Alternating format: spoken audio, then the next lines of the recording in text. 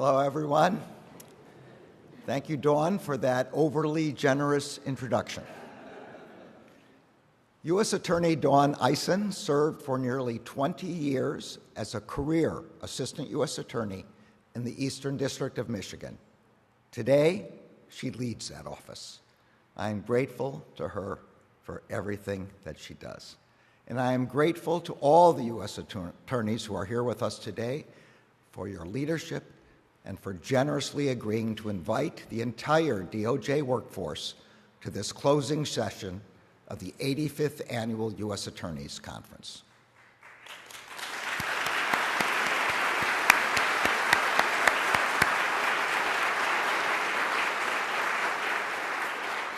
Since 1939, U.S. attorneys have traveled to Washington from across the country to meet with one another to discuss the most pressing issues facing their communities. Each year, the Attorney General addresses the conference. In recent years, attorneys general have delivered their remarks only to the U.S. attorneys in a small, windowless room upstairs in this building. This year, I wanted to talk to everyone from here in this great hall. First and foremost, to thank you, all of you, the over 115,000 public servants who make up this department. Every day in communities across the country and around the world, you do difficult and often dangerous work on behalf of the American people. When a heinous crime has been committed, you are the ones to whom victims and survivors turn to seek justice on their behalf. You are the ones to whom the American people turn for help when a community is targeted by hate crimes, when a neighborhood is poisoned by toxic chemicals, when workers and consumers are harmed by corporate monopolies, when voters are unlawfully blocked from participating in our democratic process, when our country faces threats ranging from violent crime and drug trafficking to terrorist organizations and authoritarian regimes. You are the agents, prosecutors, correctional officers, victim service specialists, grant-making experts, administrative professionals, and so many others who step up when you are needed the most. And in the wake of horrific tragedies, you are the ones to whom communities look for protection and for solace. Yesterday, we marked the 23rd anniversary of the September 11th terrorist attacks on our country. As we took time to remember all those who were taken from us on that day and in the years since, we honored the DOJ employees who risked their lives in responding to the attacks. They are heroes. Their service and sacrifice remind us that when the American people look to see what the Justice Department stands for, they are looking to the example of the people who work here, all of you. I know that is an enormous responsibility. So I want you to know that you have not only my gratitude, but the gratitude of every person whose life you have saved or changed through your work. You do not hear it often enough. Thank you. Thank you for being selfless public servants and patriots. Thank you for the countless hours, the nights and weekends, holidays, and time away from family that you have spent because you believe in the mission of this department and because you want to serve the American people. And thank you not only for the work you do, but for the way you do your work, with skill and integrity. That is what I want to talk about today. This workforce's ironclad commitment to the principles of fairness and impartiality that have long guided it, and why that commitment is as important today as it has ever been. 84 years ago, then Attorney General Robert Jackson delivered a now famous address to the U.S. attorneys right here in this great hall. In that speech, he sought to remind U.S. attorneys of the enormous power they hold as federal prosecutors and the responsibilities that come with that power. He defined what he deemed, quote, a good prosecutor as a person who, quote, tempers zeal with human kindness, who seeks truth and not victims, who serves the law and not factional purposes, and who approaches his task with humility, close quote.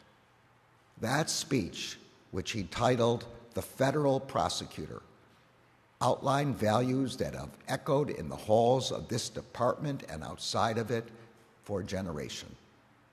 He gave voice to the principles that have guided not only prosecutors, but all of our employees who understand deeply what is at stake when it comes to the fair and impartial application of our laws. His words have inspired generations of public servants, including me.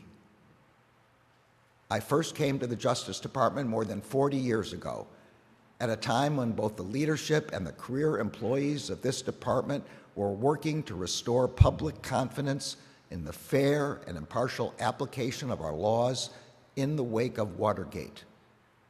To do so, department leaders like Attorneys General Ed Levy, Griffin Bell, and Benjamin Civiletti developed and formalized a set of norms to guide the Justice Department's adherence to the rule of law, relying on values foundational to our democracy, in particular, the promise of equal justice under law. They put forward a set of policies to guide the Justice Department's work. Those included policies designed to protect the independence of the Justice Department from partisan influence, guidelines for FBI investigations, regulations to protect the freedom of the press, and policies to ensure respect for the department's career lawyers, agents, and staff. And they included a project to set out for the first time in a single authoritative source a set of principles to guide the exercise of prosecutorial discretion. In my first job at the Justice Department, working for Attorney General Civiletti, I assisted on that project. The result was a slim, paper-bound volume entitled Principles of Federal Prosecution, published in 1980. As you well know, the current version of the principles is now a 23,000-word electronic document enshrined in the Justice Manual. The purpose of those principles, as we wrote in the preface, was, quote, to promote the reasoned exercise of prosecutorial authority and contribute to the fair, even-handed administration of the federal criminal laws, close quote. Much of that document is devoted to giving guidance to prosecutors about which factors they should consider in a multitude of situations, from initiating prosecution to selecting charges, disclosing exculpatory information, entering into plea agreements, and making sentencing recommendations.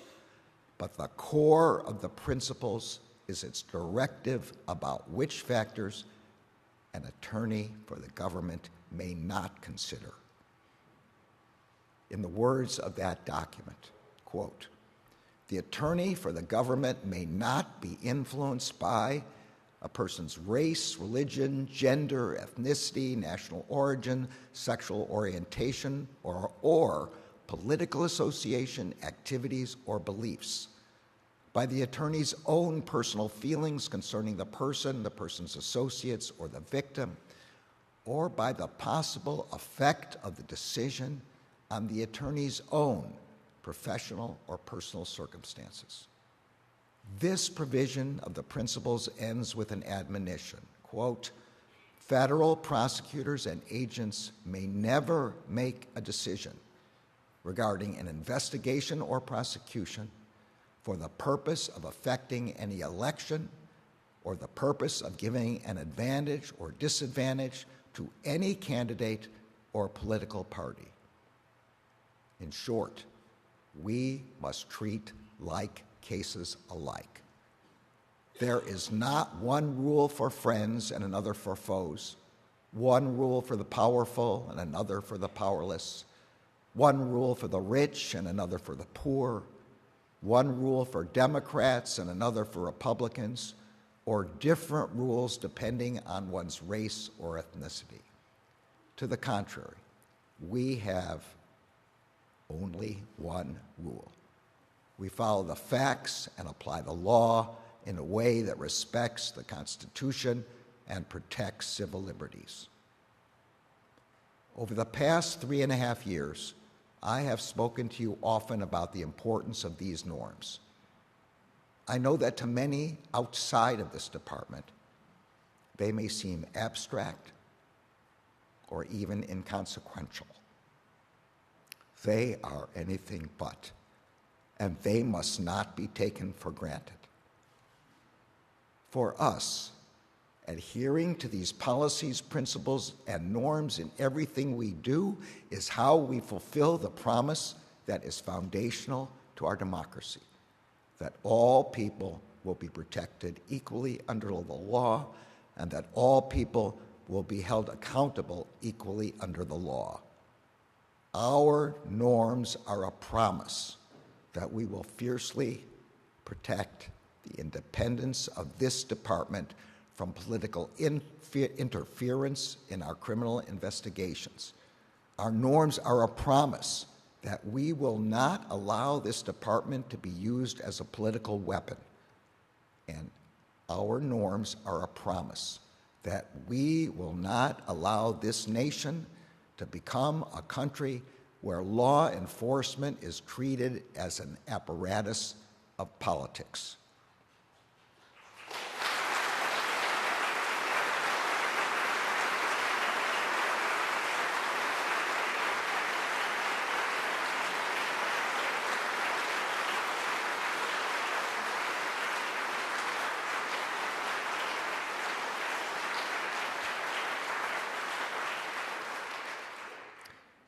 Over the course of 4 decades, during which I served in different jobs, both career and non-career in this department and in a completely different job in the judicial branch, I watched as those norms became woven into the fabric of the Justice Department and were sustained by its dedicated career employees. When I came back to DOJ in 2021, after a particularly difficult period for the department, I said that my mission as Attorney General would be to reaffirm and strengthen those norms as the principles upon which the Department of Justice operates. So we took steps to better protect the department's criminal and civil law enforcement decisions and its legal judgments from partisan or other inappropriate influences.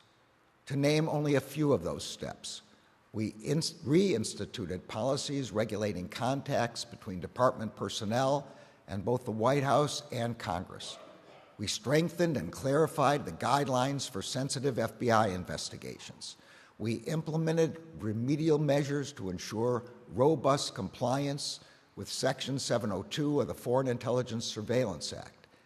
We updated protections for the press in law enforcement investigations in order to safeguard the essential role that a free press plays in our democracy.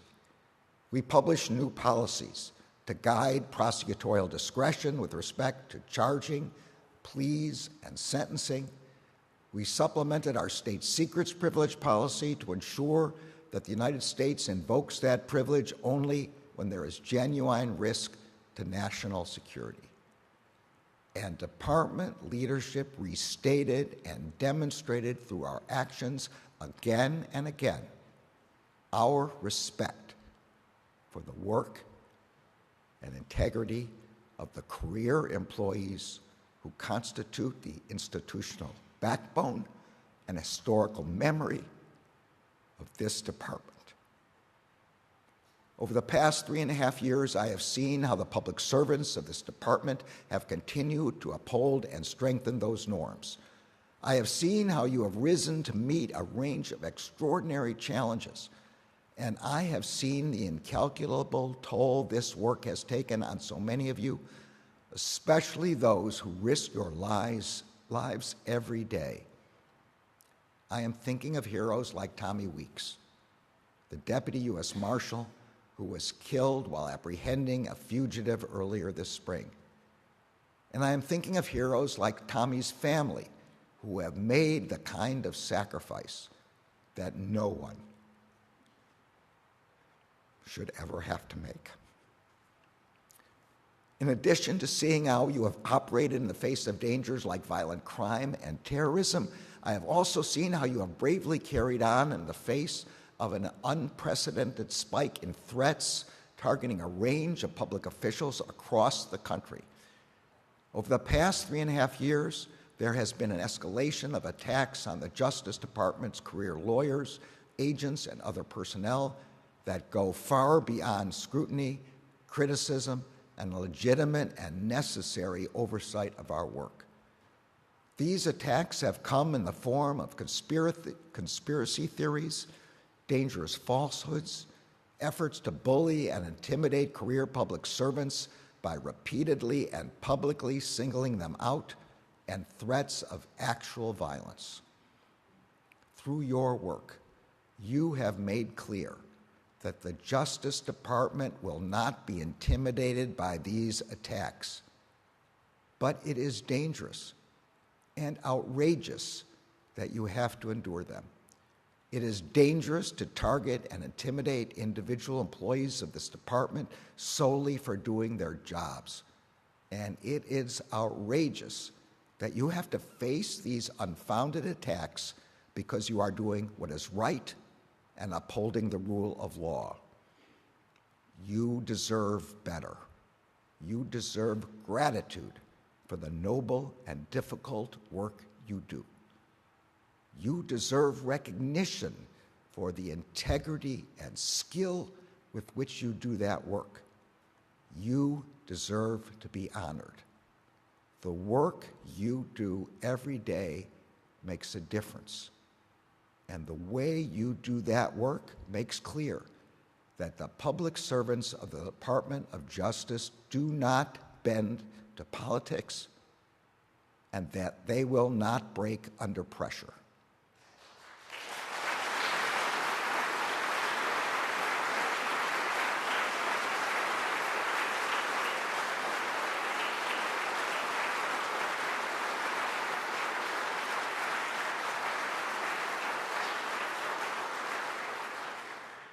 The choices you make in every investigation, in every filing, in every trial, in everything you do to ensure the fair and impartial application of the law make this department and our democracy worthy of the public we serve. And for that, you deserve respect. As I hope you already know, you have mine wholeheartedly.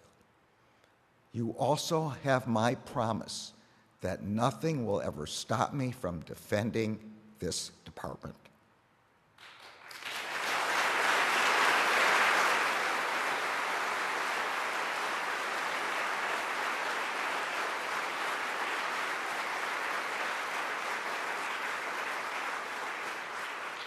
And defending the extraordinary people who work here.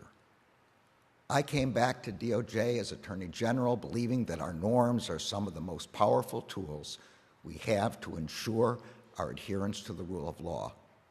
Having now served as Attorney General for the past 3.5 years, I continue to believe deeply that our norms matter now more than ever to our department and to our democracy.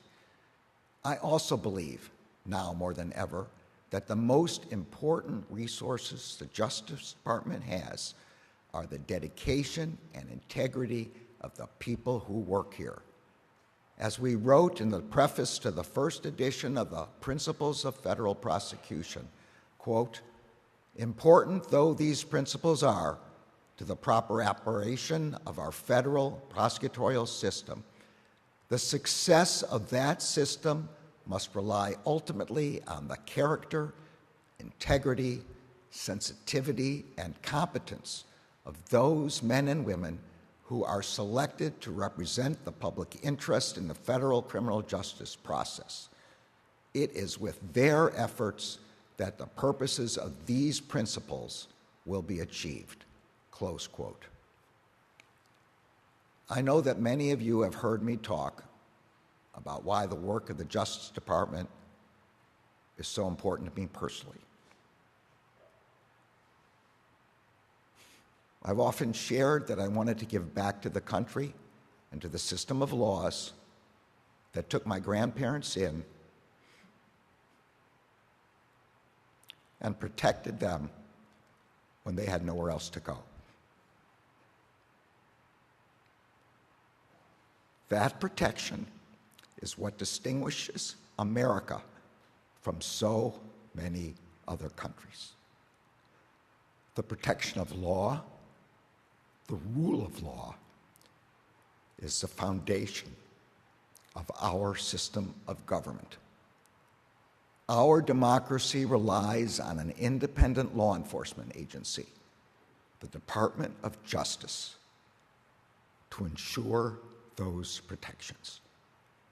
And critically, our democracy depends on people who dedicate themselves and their careers to ensuring those protections. People like all of you. Protecting the rule of law is the obligation of every generation of public servants at the United States Department of Justice. In this time and place, that responsibility is yours, and it is mine. I know we are up to it. I am grateful to each of you for your commitment to this department, to the norms that sustain it, and to the people we all serve. Thank you.